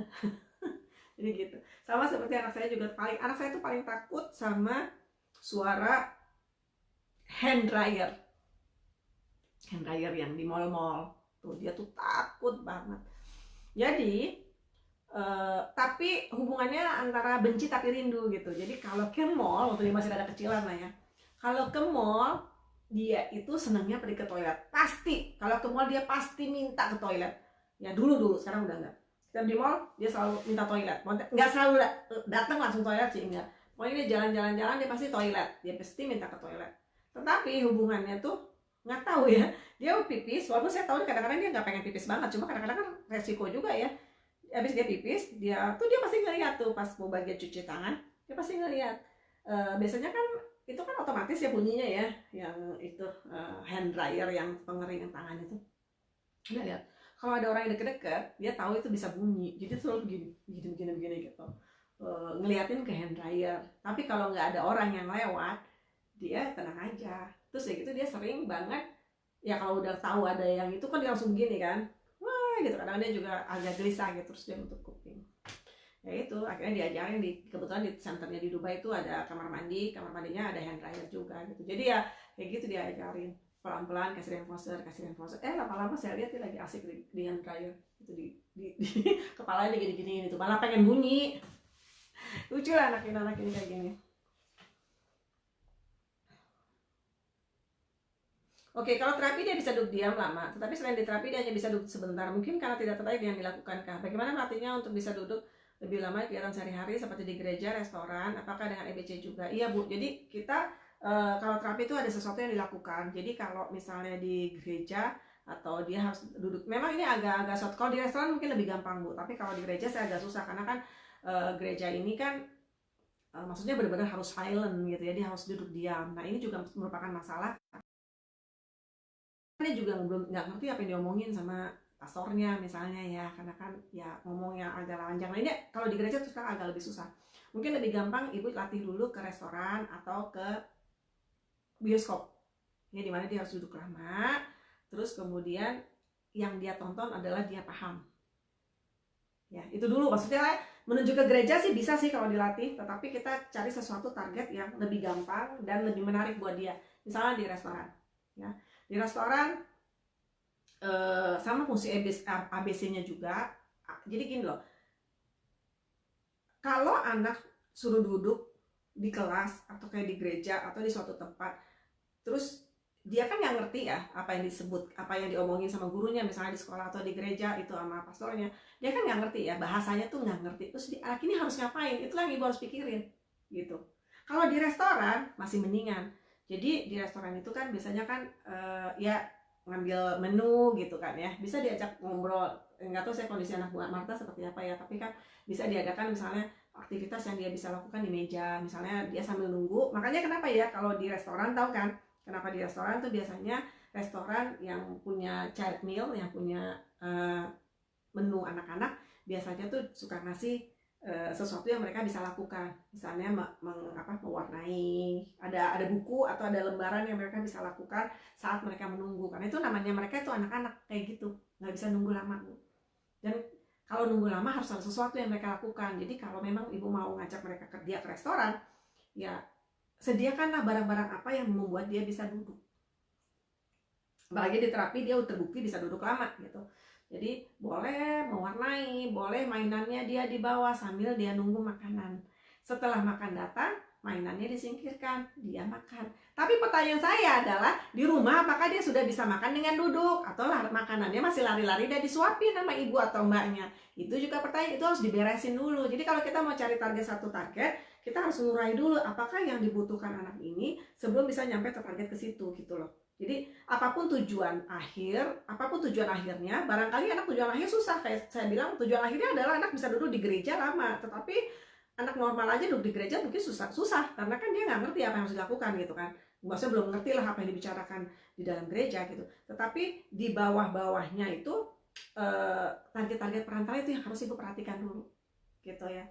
Jadi kayak tadi ke restoran, mungkin boleh di restoran coba dulu pertama dengan mainan. Sesudah itu saat makan, ya ibu harus, kalau di rumahnya makannya sama si jalan-jalan, ya harus diberesin dulu itu. Ya kalau nggak di restoran ya pasti dia jalan-jalan juga sama seperti di rumah gitu. Jadi satu-satu diberesin ya Bu. Habis itu targetnya berikutnya mungkin nonton bioskop. Nonton bioskop dia harus bisa duduk pelan-pelan. Kasih makanan dulu apa yang dia suka, reinforcernya misalnya popcorn gitu ya. Kalau nonton film kartun berisik dikit ya nggak apa-apa lah, namanya juga film kartun, semuanya juga banyak anak-anak gitu ya. Jadi kita mulai dari situ Bu, kita bangun, nanti mungkin tujuan akhir Ibu adalah dia di gereja, apa yang dia bisa lakukan selama menunggu acara di gereja itu gitu. Apa yang dia bisa lakukan di situ? Karena kalau suruh dengar dia nggak ngerti gitu ya. Jadi Ibu harus pikirin tuh apa. Kalau kayak di pesawat ya, kalau kita berangkat pergi ya, makanya di pesawat kan anak-anak kan selalu ada itu yang namanya entertainment sekarang, nonton, ada games, atau kadang-kadang ya kita sediain di rumah, kita harus bawa mainan, kita harus bawa mewarnai atau mainan atau apalah yang bisa anak packing sendiri, dibawa sendiri di tasnya dia. Nanti kalau dia bosan di pesawat dia buka gitu. Jadi kita harus melakukan kegiatan yang memang anak bisa lakukan. Dan kalau misalnya Ibu mau ya Ibu coba misalnya pakai reinforcer setiap 5 menit, kalau dia tenang kasih. Tapi tentu nggak langsung 5 menit, bisa jadi 1 menit dulu, pokoknya enak diem 1 menit kasih apalah kue atau apa kecil, 1 menit kasih gitu loh. Jadi ya harus kayak gitu prosesnya Bu ya. Kalau anak yang hiper gimana? Nah kalau anak hiper itu harus dipahami berapa tahan dia bisa duduk. Kalau di sekolah ya, di sekolah kayak di luar gitu, yang memahami ini, jadi kadang-kadang anaknya nggak bisa diem, yang tipenya hiper gini, dia punya sensorinya juga, dia harus gerak. Ya itu seperti saya bilang tadi, dia harus yang pertama berapa menit dia bisa tahan. 15 menit misalnya udah diobservasi ya, dia cuma bisa tahan 15 menit. Setiap 15 menit dia harus bergerak, dia baru boleh silahkan bergerak, tetapi dalam kontrol gurunya, perintah gurunya nih suruh ngapain gitu. Nah, yang penting ada kondisi yang menyebabkan dia memang harus begitu, itu ya harus difasilitasi sama gurunya atau ya orang tuanya harus komunikasikan. Terus kemudian ada contoh lagi kalau di luar itu biasanya mereka punya tempat duduknya itu wobbly. Tempat duduknya itu kayak ada slimy-nya, kayak ada plastik apa ya namanya, wobbly itu ya gitu-gitu. Jadi tempat duduk anak-anak yang tipe-tipe begini di kakinya atau di tempat duduknya itu ditaruh itu kayak plastik kayak cushion, kayak bantal, tapi bukan dari bantal sih, kayak dari karet gitu ya. Jadi anak ini kan butuh gerak seperti saya bilang tadi ya. Jadi kalau itu kan kayak karet gitu, jadi badannya kan bisa begini-begini ya gitu ya, tapi tetap bisa di tempat, tapi badannya butuh gerakan. Jadi dikasihin itu supaya anak hiper itu bisa tenang duduk gitu. Oke. Iya. Takut suara pesawat dan helikopter, saya bilang tadi, Ibu biasakan aja, Ibu rekam aja suara pesawat dan suara helikopter. Sama yang takut pada suara helikopter, pesawat, vacuum cleaner, hand dryer, apalah pokoknya suara-suara bentuknya, sering-sering didengerin. Kalau dia sering dengar, pertama jauh dulu ya, atau pelan dulu. Nanti pelan-pelan digedein. Setiap dia bisa dengar, Ibu kasih reinforcer. Peter, nggak apa-apa ya, tuh suara apa sih? Nggak apa-apa, cuma suara pesawat. Kasih reinforcernya, terus dengerin lagi, lebih kenceng lagi, terus puji, terus lama-lama dia terbiasa. Jadi itu masalah kayak ya jadi kebiasaan aja. Kalau itu tidak mengganggu buat dia lama-lama gitu. Tantrum dan menangis melakukan sesuatu juga yang tidak disukai, tetapi dia tetap melaksanakan tugas tersebut. Bagaimana nilai perilaku ini? Apakah baik? Jadi tantrum dan nangis. Jadi kalau hal-hal yang kayaknya Ibu pokoknya setiap anak kalau lagi terapi itu marah, tantrum, nangis, pokoknya yang kayaknya dia nggak suka, Ibu harus pelajari dulu fungsinya apa gitu. Maksudnya dia menghindar kan, menghindarnya kenapa? Apakah reinforcernya kurang bagus atau motivasi apa? Maksudnya tugasnya terlalu sulit, tugasnya terlalu bosan gitu. Kalau memang kita udah tahu bahwa semuanya pas ya, jadi kalau sebenarnya kalau kita ngikutin VB-Map sih rata-rata sih tugas itu udah pas gitu ya, sesuai. Tapi kita lihat lagi yang susah nih di mana. Jangan-jangan perlu ada syarat sebelum masuk ke tugas itu yang harus kita ajarin dulu. Kalau kita pikir semuanya udah kita analisa, semuanya udah pas, terus anak masih tantrum, barangkali jadi fungsinya nambah juga jadi atensi. Kalau dia nangis, kalau dia nangis, terus kita jadi misalnya mengurangi bobot tugas atau jadi banyak nambah reinforcer atau apa. Jadi ya sudah, kalau dia nangis dia misalkan tugas, udah ignore aja Bu, ignore suara nangisnya itu, karena tugasnya udah pas, reinforcer sudah oke, apa yang salah ya cuma emosinya dia aja atau dia sengaja mencari atensi atau apa, udah ignore aja dulu, ignore dulu, lakuin aja sesuai ya. Kemudian ya kita bisa campur dengan kegiatan yang menyenangkan. Jadi kalau kita lihat nih ya, apa namanya, irama terapi ya, irama terapi itu kita mulai, jadi terapi itu kagak asal terapi loh, bagusnya tuh ada iramanya gitu, ada iramanya. Jadi misalnya kita mulai tuh slow down-nya, kita mulai tuh yang gampang-gampang dulu. Kita kalau udah keburu, baru mulai udah susah, anaknya udah keburu males. Kapan sih ini selesai, baru-baru datang udah capek begini katanya. Kasih dulu yang gampang, kasih dulu yang dia suka ya, barulah kita kasih yang suka nih, yang susah kan. Susah pun jangan lama-lama, harus diseling lagi dengan yang gampang gitu ya. Jadi apa ini yang kita ceritakan namanya behavior momentum. Begitu anak dilakukan sesuatu ya bisa, kalau dikasih tugas yang susah, dia pasti langsung, oh aku bisa, bener nggak? Karena dia termotivasi, semangat gitu. Oh ini gampang, ini kasih yang susah tuh dia lagi, ah ini gampang gitu, walaupun susah. Terus akhirnya dia, oh iya, tapi susah ini jangan kelamaan ya. Kalau kelamaan susah terus, anaknya susah mulu, malas gitu loh. Jadi harus kita campur dengan sesuatu yang gampang lagi, atau yang dia suka lagi, baru kasih yang susah gitu loh. Jadi kayak ada gitu. Sebelum pulang, sebelum 5 menit, 10 menit sebelum pulang, kita harus kasih yang gampang-gampang lagi. Supaya apa? Yang diingat anak itu adalah yang gampang. Jadi kalau ibu yang tadi yang anaknya nangis, kalau dikasih tugas, ibu tengahkan tugas-tugas itu, ibu cari tahu kenapa dia nangis. Ada beberapa tugas yang memang anak nggak suka, ya maksudnya yang konsepnya susah untuk anak autis, misalnya interverbal atau men gitu ya, itu kan susah banget ya. Kalau men sih agak mendingan sih karena dia dapat barang apa yang diinginkan. Interverbal itu kan susah banget, jadi mungkin anaknya nggak suka, terus akhirnya anaknya nangis gitu ya. Nah, taruhlah tugas ini jangan di awal. Kalau di awal anaknya keburu motivasinya jeblok, jangan juga terlalu akhir, karena kalau terlalu di akhir, yang diingat yang terakhir. Anak-anak itu very simple, yang dia ingat adalah sesuatu yang terakhirnya itu. Jadi kalau dia pulang dengan nangis, abis nangis terus ibu kasih tugas yang susah yang di akhir, jangan-jangan yang dia ingat itu yang besoknya kalau datang nanti yang saya ingat tadi mak tantenya apa, tante terapis tuh ngasihnya susah banget katanya gitu. Jadi dia udah ingat, lupa, udah nggak mau lagi gitu. Tetapi kalau ngasihnya di tengah, ada waktu untuk cooling down, terus dia happy lagi, yang diingat adalah yang happy-nya ini. Iya ya, kemarin saya terapi enak banget itu, lucu, terakhir dikasih ini gitu loh. Jadi bukan berarti ya semua kegiatan menyenangkan, bukan berarti anak nggak boleh nangis. Ya, di tempat terapi itu bukan berarti anaknya nggak boleh nangis. Oh, saya sering bikin anak nangis. Bukan sering lah, adalah sesekali. Terutama untuk anak yang memiliki problem behavior. Biasanya karena dia tidak terbiasa mengikuti aturan, terus kita gariskan suatu aturan, kadang-kadang anaknya nggak suka. Tapi tentu ini proses ya, sesudah proses pairing dan sebagainya gitu, terus anaknya kan kondisi harus dibalik ya, ingat ya, instructional control ya, instructional controlnya tuh harus yang kita pegang gitu, bukan anak yang pegang gitu. Nah kadang-kadang untuk membalikkan anak yang terbiasa dituruti oleh orang tuanya, terus kemudian sekarang harus nurut sama kita, tentu bukan hal yang mudah. Kadang-kadang anak nangis ya kan, nangis itu biasa, semua anak juga nangis. Jadi bukan berarti saya bilang semua menyenangkan terus anaknya tuh nggak pernah nangis, nggak juga gitu ya. Tapi yang penting adalah setiap pas dia mau pulang dia nggak nangis. Yang dia ingat bukan yang nangis tadi saya jerit-jerit, enggak. Yang dia ingat adalah terakhir pulang yang dia nangis, apa yang dia senangnya itu. Apakah masalah sensori pada anak bisa hilang? Bisa sih, bisa.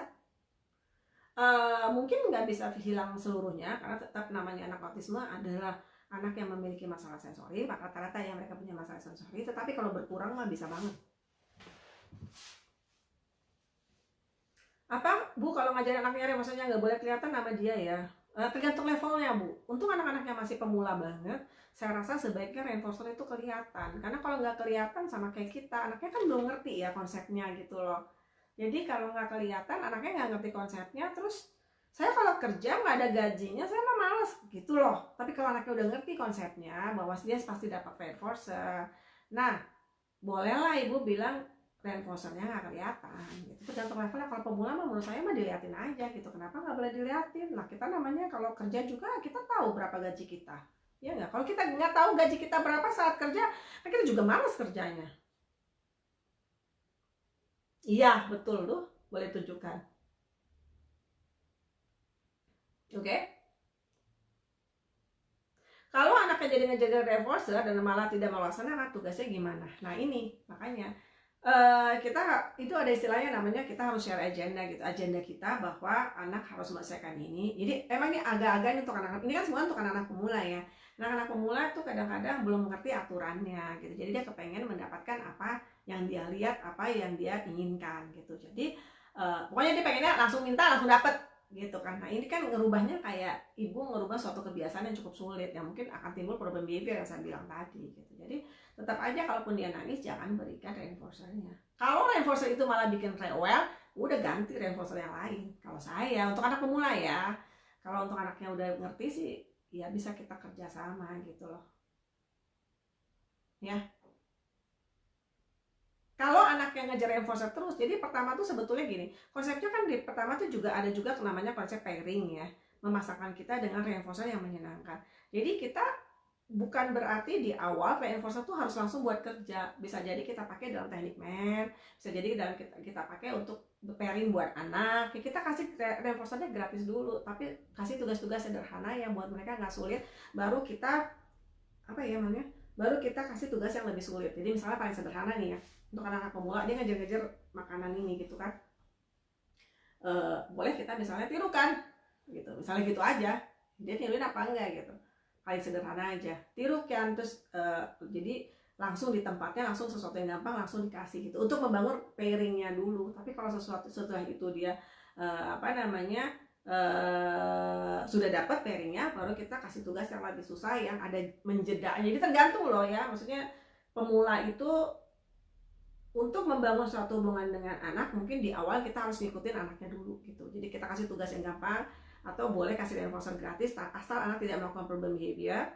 ya, tidak sama sekali tidak melakukan problem behavior, kita kasih reinforcernya. Jadi kalau anak ngejar-ngejar tidak boleh, ngejar-ngejar reinforcer gitu nggak boleh. Tapi asal anaknya diam, manis, duduk misalnya, bukannya kita ajarin entah ngapain gitu ya, duduk begini, ataupun dia begini, ataupun dia diam tapi tidak nangis ya, tidak nangis, kita kasih boleh reinforcernya gitu tuh. Terus barulah, maksudnya nggak harus ngasihkan tugas dulu baru kasih reinforcer untuk anak-anak pemula. Kalau dia udah ngerti konsepnya bahwa itu yang harus dia lakukan, dia menunggu tidak melakukan problem behavior, tidak ngambil reinforcer, ya baru kita kasih reinforcer, barulah kita kasih tugas-tugas tambahan gitu ya. Ada pertanyaan lagi? Wah, saya udah lewat ini ya, saya udah lewat waktunya, saya harus pamit dan harus ya, yang sebelah udah. Oke, saya rasa kira-kira cukup sekian. Ada pertanyaan lagi? Saya nggak kerasa kok, udah waktunya udah lewat 3 menit ya. Jadi iya, nggak apa-apa sih Bu. Anak-anak ini kan biasanya suka terobsesi dengan satu benda. Terutama anak Bu Sujung ini terobsesi kepada benda yang bulat. Itu hal yang sebetulnya rada umum sih untuk anak autis. Nggak apa-apa ya, maksudnya bukan nggak apa-apa sih, maksudnya jangan-jangan benda itu bisa dijadikan sesuatu reinforcer, apalagi kalau bentuknya bola. Akhirnya kita bisa pancing dia untuk memainkan bola itu gitu. Kalau bentuknya botol, ya nggak apa-apa juga, maksudnya kita ambil sisi positifnya. Mungkin dia bisa diajarin buka-buka gitu tangannya, muter-muter supaya dapat tutup botolnya gitu ya.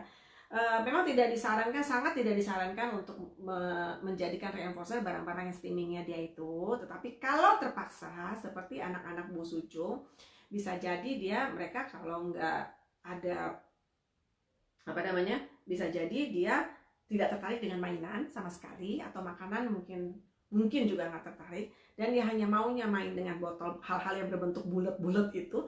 Mau tidak mau bulat-bulat itu dijadikan reinforcernya dia.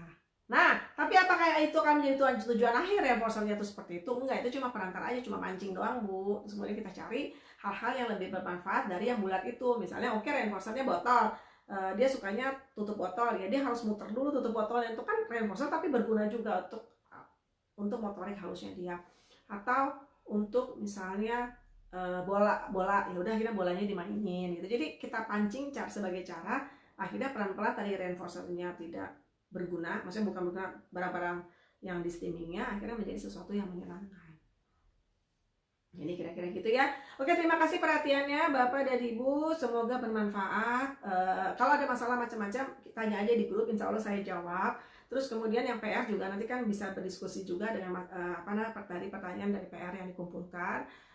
Sekali lagi PR itu ya problem behavior itu biasanya juga dalam penanganan hari-hari juga kita nggak menangani 10-10-10-nya, dan barangkali 10 ini setelah Bapak Ibu mendengarkan fungsi sensori ternyata kebanyakan masalahnya adalah sensori gitu, bukan masalah behavior yang benar-benar mengganggu gitu. Jadi ya masalah sensori diselesaikan dengan cara sensori, dengan berikanlah sensori-sensori sesuai kebutuhannya. Atau ya kita bisa banyak, kalau ibu mau lihat banyak masalah, banyak kegiatan sensori, lihat di Pinterest banyak, atau paling gampang sih ke IG-nya Bu Elzia Rozi atau ke FB-nya. Kebetulan banyak sekali permainan-permainan edukatif sederhana yang bisa bahannya juga bisa didapat di rumah yang dilakukan Ibu Helzia kepada anaknya gitu ya. Anaknya itu kan kembar ya, dua-duanya sekarang alhamdulillah luar biasa perkembangannya gitu.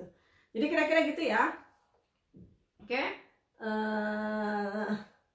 terima kasih atas perhatiannya. Mohon maaf jika telat semuanya hari ini, PR juga telat, tapi saya pasti periksa dalam 1-2 hari ini, tunggu aja, nanti kita bisa ngobrol lagi di PR masing-masing. Terus kemudian hari ini hari terakhir ya ternyata fungsi behavior.